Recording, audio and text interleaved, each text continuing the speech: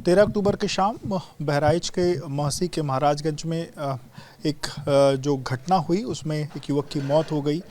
काफ़ी कुछ उसके बाद उपद्रव भी हुआ, कैसे क्या रहा तमाम लोगों से हम जानने की कोशिश कर रहे हैं।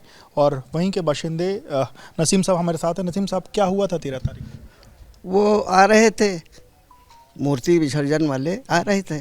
उसके बाद पूर्व इलाहाबाद बैंक के पास कुछ कहा सुनी हुई उनसे, अब्दुल हमीद से इनसे कुछ कहा सुनी हुई कि इसको बंद कर दो। उन्होंने नहीं बंद किया। क्या बंद करना? जो गाना बज रहा था, अब ये नहीं जाने कौन गाना बज रहा था, लेकिन गाना कोई बज रहा था तो उन्होंने कहा बंद कर दो। उसके बाद वो ख़त्म हो गया। उसके बाद दोनों जने में कुछ वार्तालाप भी हुई और यही हमने सुना।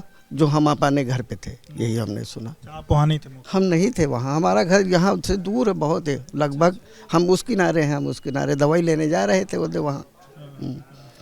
और आपके कोई जानने वाले, कोई और लोग उधर उस समय मौके पर मौजूद थे? कुछ बताए? पथराव उथराव वाली जो बात है कि पथराव हुआ, मूर्ति खंडित हुई, इस तरीके की बात? ये हम नहीं बता पाएंगे क्योंकि वहाँ हम नहीं थे। नहीं, जो 13 तारीख में हुआ था तो वो जुलूस के वक्त जो भी हुआ तो वो तो सब न्यूज़ पे चल ही रहा है। बाकी अब जो लोग चाह रहे हैं वो यही चाह रहे हैं कि यहाँ पे अमन शांति कायम हो। कमल भाई, ठीक है, अमन शांति कायम हो वाली बात तो है, पर पक्ष कई चीज़ें सोशल मीडिया पर वायरल है। आप लोग चूंकि इसी मार्केट में आपकी शॉप है, आपको मतलब उस वक्त एग्जैक्टली क्या हुआ, किधर से कौन आ रहा था, क्या हुआ, आपको क्या? नहीं, चूँकि हम लोग जो इस एरिया के लोग थे यहाँ से वहाँ तक, तो ये लोग जुलूस को देखते भी नहीं है और वहाँ जाते भी नहीं है। जो भी हुआ तो वो उस एरिया में हुआ जहाँ से हम लोगों को कोई मतलब है भी नहीं। बस हम लोग अपने अपने घरों में। क्या सुना आपने? क्या सुना? जो आजकल मीडिया में चल रहा है वो भी चला कि हाँ वहाँ से जो है जुलूस निकलता था, वहाँ पे जो है डीजे बजा, वहाँ पे जो है फिर पत्थरबाजी हुई, गोलीबारी हुई। ये जो चल रहा है वो तो जो चल रहा है वही सुना।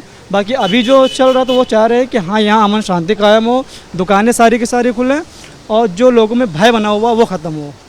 बाकी उस समय आपके क्या हुआ एग्जैक्ट? नहीं, वो उसके बारे में जो है एग्जैक्ट नहीं पता है किसी को यहाँ पर, क्योंकि ये एरिया पूरा ही अलग हो जाता है। वो क्योंकि जो उधर का जुलूस है वो आके वो उधर से मार्केट से निकल जाता है, बीच गली से। यहाँ पे इधर जुलूस नहीं होता। इस मंदिर का जो जुलूस होता है यहाँ से निकल जाता है, लेकिन हम लोग पहले चले जाते हैं। मेरा नाम शकील अहमद बबलू प्रधान है। मैं आप उस दिन थे यहाँ मौके पर? नहीं, हम यहाँ थे, अपने यहाँ थे। यहाँ से वहाँ की दूरी कितनी? अरे कम से कम जो है 200-300 मीटर के ऊपर है।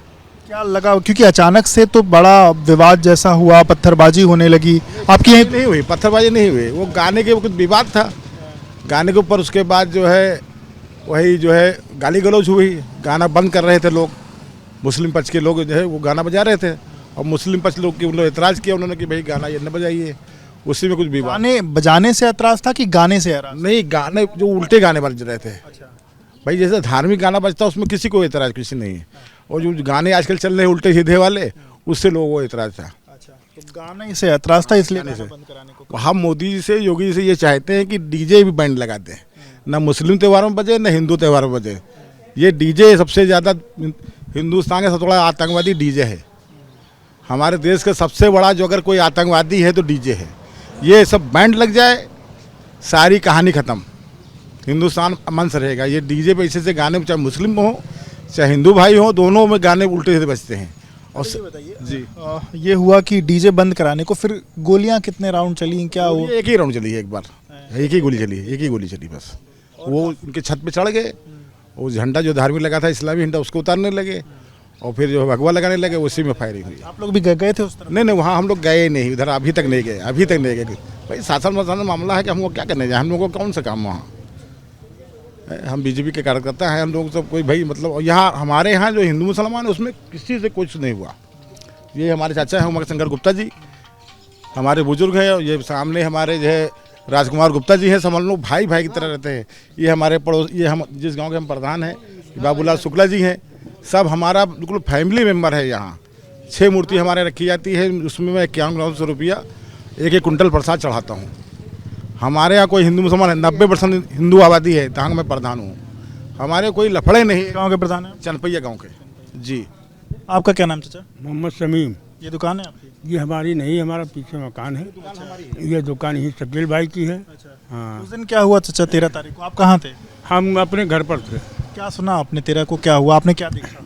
हमने वहाँ गए भी नहीं, हमने सुना कि ये जो है दंगा हो गया तो हमने लोगों से मालूम किया तो पता यह चला कि वो उस पर अब्दुल हमीद के छत के ऊपर लोग जो है जो रेवा के जो थे वो चढ़कर झंडा लगा रहे थे और उनका अपना मजहबी झंडा जो दीन वाला है उसको उतार रहे थे, वो अपना भगवा झंडा लहराए थे, वो गाड़ दिए थे। उसी में उन्होंने लड़के ने जोश खाया और जो कुछ हुआ या किसी ने गोली चलाई, इतना भीड़ थी, इधर के लोग उतार रहे थे कि उतारो उतारो, लगाओ लगाओ, यही नारा लग रहा था।